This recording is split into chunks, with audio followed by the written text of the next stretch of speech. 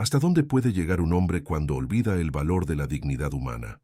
En la cima de un edificio de vidrio, en el corazón palpitante de la Ciudad de México, donde las cifras y los contratos valen más que las sonrisas y los gestos de respeto, la compasión fue dejada afuera, como el viento frío que sopla sin piedad entre los rascacielos de Polanco. Dentro de Inverméxico capital, el lujo es solo fachada. Los mármoles blancos brillan bajo luces artificiales, los elevadores se deslizan en 1900. Un silencio absoluto, y los trajes de corte impecable esconden corazones agotados. Ahí, bajo el imperio del miedo, hombres poderosos aplastan almas frágiles con palabras venenosas. Cada nuevo turno, mujeres invisibles recogen lo que la arrogancia deja tirado. Restos de café, insultos mal disfrazados, lágrimas silenciosas. Es en este ambiente gélido y cruel donde se desarrolla la historia de una caída y de una inesperada ascensión. Porque a veces se necesita a alguien sin voz para silenciar los gritos más autoritarios. Un gesto, una frase, una mirada firme puede romper décadas de arrogancia. Prepárate para presenciar una historia que no solo expone el peso brutal del poder mal usado, sino que también revela cómo la humildad, incluso viniendo de manos curtidas, puede reavivar lo que el dinero jamás podrá comprar: el respeto, el amor y la verdadera transformación. Si esta historia ya te está atrapando, suscríbete al canal y comenta desde qué parte de México o del mundo nos estás viendo. ¿Alguna vez te tocó ver a un jefe que olvidó que sus empleados son personas? Queremos leerte. Ernesto del Solar es el tipo de hombre cuya presencia impone silencio. A sus 52 años, es conocido en los círculos financieros de México como una fuerza implacable. Fundador y CEO de Inverméxico Capital, acumula millones mientras reparte órdenes con la frialdad de un bisturí. Viste trajes italianos que valen más que el salario anual de muchos de sus empleados, camina con pasos milimétricamente calculados y no sonríe. Nunca. Su oficina es una cápsula de vidrio suspendida sobre la ciudad, desde donde observa todo sin realmente ver nada.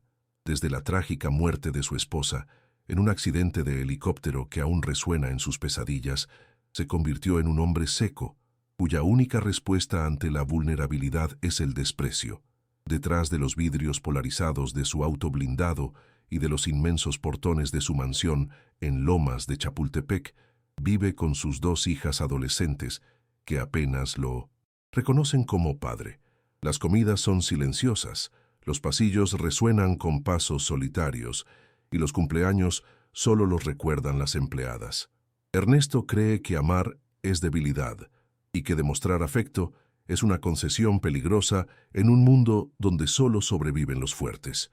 Pero en el fondo, existe un vacío que ni él sabe cómo nombrar, una especie de sed por algo que las ganancias no pueden saciar. La soledad, aunque negada, lo acompaña como sombra. En la empresa, su reputación es la de un tirano.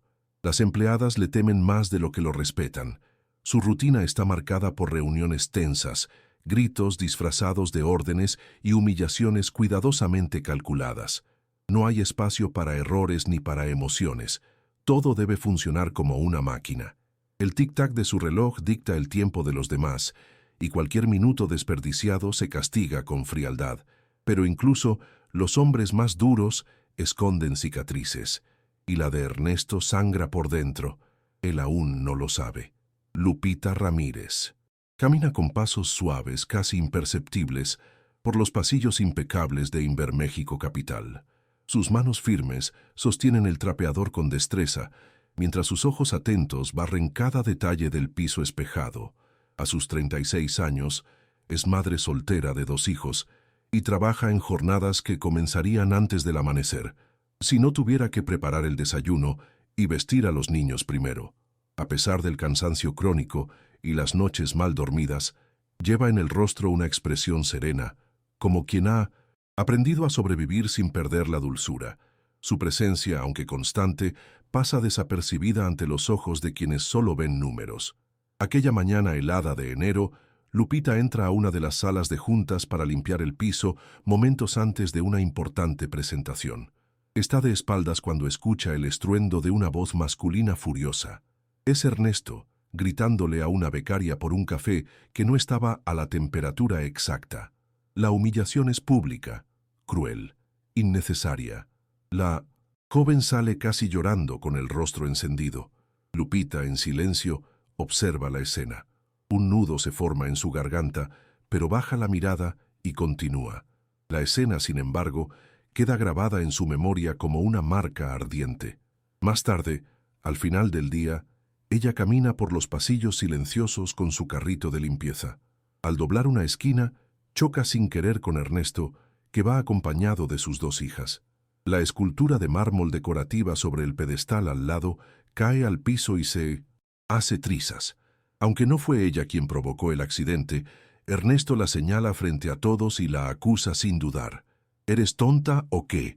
Esto costó más que tu salario de un año, grita. Las hijas impactadas observan en silencio. Es el tipo de momento que no se borra fácilmente de la memoria. El pasillo de Inverméxico se queda en silencio como si el tiempo se hubiera congelado. La escultura rota aún brilla en pedazos sobre el suelo, como fragmentos de una verdad que nadie se atrevía a tocar. Lupita permanece inmóvil por unos segundos, los ojos fijos en el rostro iracundo de Ernesto. Su respiración se acelera, pero su postura no vacila. El eco de las palabras ofensivas aún retumba, pero hay algo más fuerte en ese instante. La mirada de sus hijas, dos adolescentes paralizadas entre la vergüenza y la incredulidad. Una de ellas, Valeria, rompe el silencio con una frase que cae como bomba. ¿Por qué le hablas así? La pregunta no espera respuesta. Es un espejo lanzado al rostro de un padre que por primera vez ve su reflejo verdadero.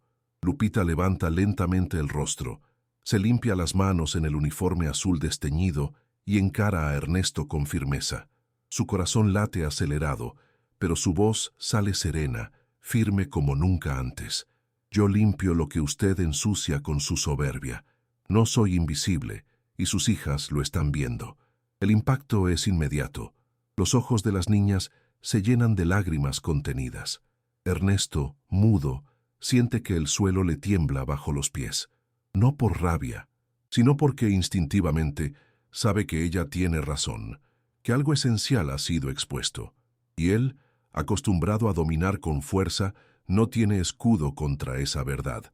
Esa noche, acostado en la enorme cama de su mansión en Lomas de Chapultepec, Ernesto no duerme. Repite la escena una y otra vez, el rostro de Lupita, la firmeza de su voz, la pregunta de su hija. La culpa lo atraviesa como una navaja delgada. Por primera vez en años, siente algo distinto a la rabia o la frustración. Siente vergüenza, no de la trabajadora, no de la escultura, sino de sí mismo, de en lo que se ha convertido, y del abismo creciente entre él y sus hijas, un abismo que ya no puede seguir ignorando. En los días siguientes, el ambiente en Inverméxico cambia sutilmente. Los rumores se esparcen.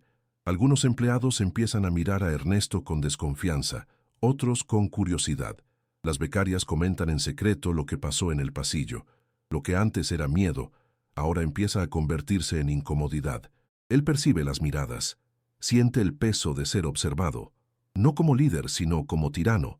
El Consejo Administrativo convoca una reunión extraordinaria para evaluar su conducta. Su autoridad empieza a resquebrajarse, y con ella, la máscara que sostuvo durante años. En su intento por reparar el daño, Ernesto intenta acercarse a sus hijas, pero encuentra puertas cerradas. Valeria evita cualquier contacto. La más joven, Camila, solo lo observa con tristeza. Ninguna de las dos menciona a Lupita, pero el silencio entre ellos es un recordatorio constante.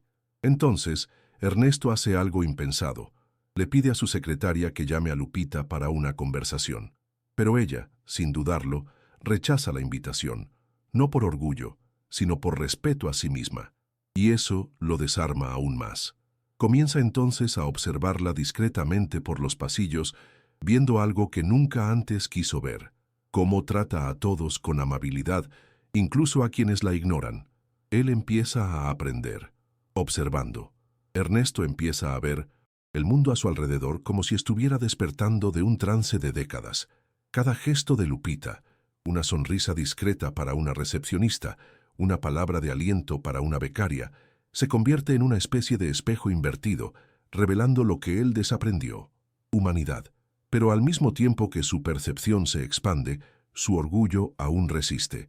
La figura pública que construyó exige rigidez, y dentro de sí todavía resuena el miedo ancestral de ser visto como débil.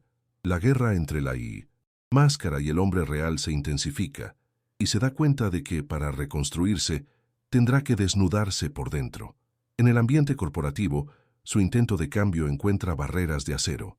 Los directores, acostumbrados a abusos y adulaciones, ven en la crisis de Ernesto una amenaza a la cultura de la fuerza que sostiene las ganancias.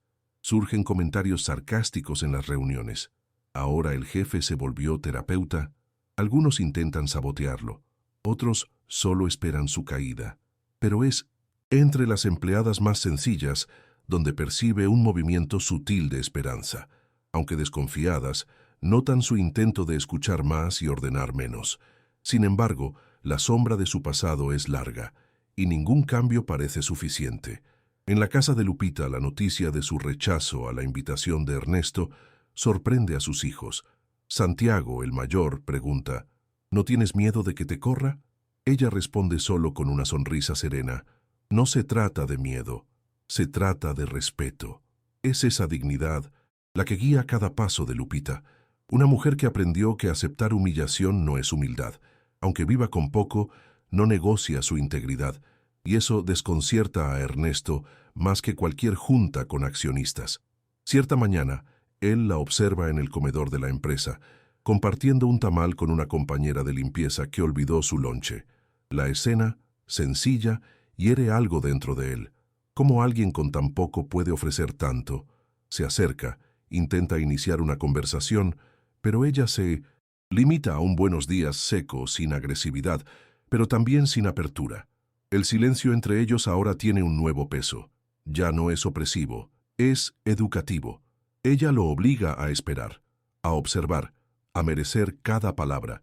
Esa barrera invisible, construida con base en respeto propio y dignidad, se convierte en el verdadero obstáculo a vencer. No basta con disculparse, ni prometer mejoras. Ernesto necesita transformarse, y esa transformación exige algo que nunca tuvo el valor de ofrecer a nadie: vulnerabilidad. Por primera vez se da cuenta de que para recuperar a sus hijas, su empresa y su propia humanidad, tendrá que aprender de quien más despreció. Y eso comienza a romper las murallas internas que lo aprisionaron por años. A la mañana siguiente, sin alarde, Ernesto toma una decisión que dejaría perplejo a cualquier ejecutivo de Inverméxico. Entra solo a su coche y se dirige hacia Iztapalapa, zona periférica y popular de la Ciudad de México. El GPS parece fuera de lugar en sus manos, y los vidrios polarizados del vehículo no ocultan la incomodidad visible en su rostro. No lleva escoltas, no avisa a nadie. Solo una inquietud creciente lo empuja en esa dirección. Al estacionarse frente a una pequeña casa con fachada pintada en colores vivos y plantas improvisadas en botellas de PET, respira hondo, por primera vez, sin saber qué decir o hacer. Toca a la puerta con la misma mano que un día señaló con arrogancia.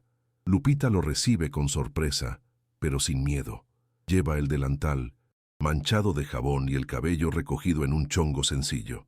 Sus hijos, curiosos, espían por detrás de la cortina. Ernesto pide permiso para entrar, y ella, después de un instante de silencio, le hace espacio. El interior de la casa es modesto.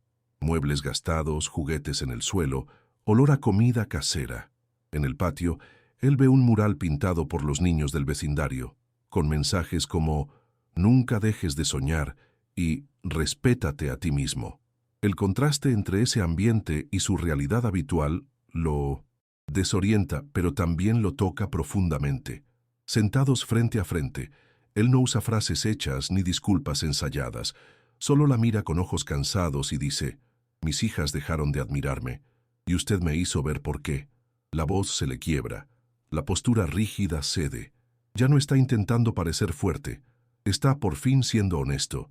Lupita escucha en silencio, pero sus ojos se humedecen, no por su dolor, sino por el valor de reconocer lo que tantos ignoran, el propio error. Tal vez todavía puede recuperarlas, pero tiene que cambiar de verdad, responde ella. No hay promesas vacías, solo una posibilidad y un comienzo. En el momento más inesperado, una de las hijas de Ernesto, Valeria, aparece en la puerta. Había intentado seguirlo, curiosa por su repentina ausencia. Al ver a su padre sentado ahí, escuchando en vez de ordenar, sus certezas se derrumban. Por primera vez, ve a un hombre que se esfuerza por entender, no por controlar. Sus ojos se llenan de lágrimas, pero no entra. Solo observa y guarda esa imagen como un nuevo punto de partida. De vuelta en la empresa, Ernesto no dice nada a nadie el primer día. Solo observa, pero en su rostro hay algo distinto. Un rastro de humildad. Comienza a tomar decisiones que sorprenden a todos. Escucha a cada empleada en reuniones internas. Despide a 2 gerentes conocidos por abusos verbales y anuncia un programa de escucha activa para mujeres de la empresa. Invita a Lupita a ser consejera interna y ella acepta, no por vanidad, sino por las demás que aún sufren en silencio.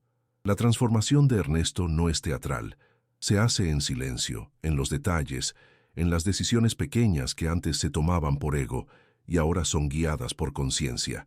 En medio de los cambios que Ernesto implementa en Inverméxico Capital, una revelación inesperada sacude todo el nuevo escenario. Se descubre que una de las empleadas despedidas era sobrina de uno de los directores, y que su despido, aunque justo, genera un furor interno. Durante una asamblea tensa, sale a la luz que esa sobrina no solo era parte de la estructura familiar del poder corporativo, era amiga íntima de Valeria, la hija mayor de Ernesto. La noticia cae como un rayo. Las chicas ven a su padre enfrentando directamente al sistema que una vez lo protegía, y eso reaviva, de forma inesperada, un diálogo familiar que llevaba tiempo sepultado bajo silencio y desigualdad. Surge entonces un rumor poderoso. Supuestamente, esa sobrina denunció conductas abusivas ante los accionistas minoritarios, y el despido habría sido represalia, lo cual pone en entredicho la imagen de integridad que Ernesto había construido en los últimos días. En público, él debe tomar postura.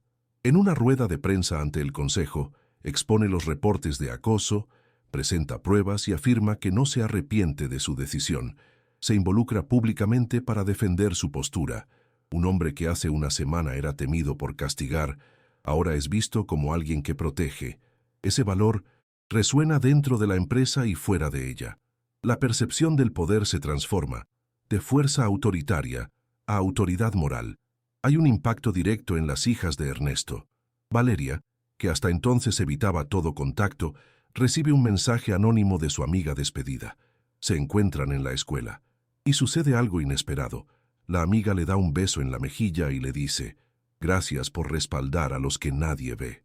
En ese instante, Valeria comprende profundamente el alcance de lo que su padre hizo, no por fama, no por dinero, sino por justicia.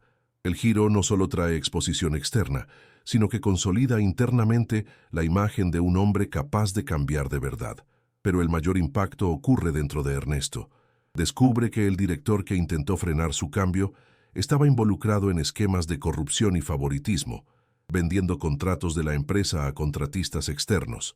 La revelación surge en un informe interno que Lupita ayuda a sistematizar.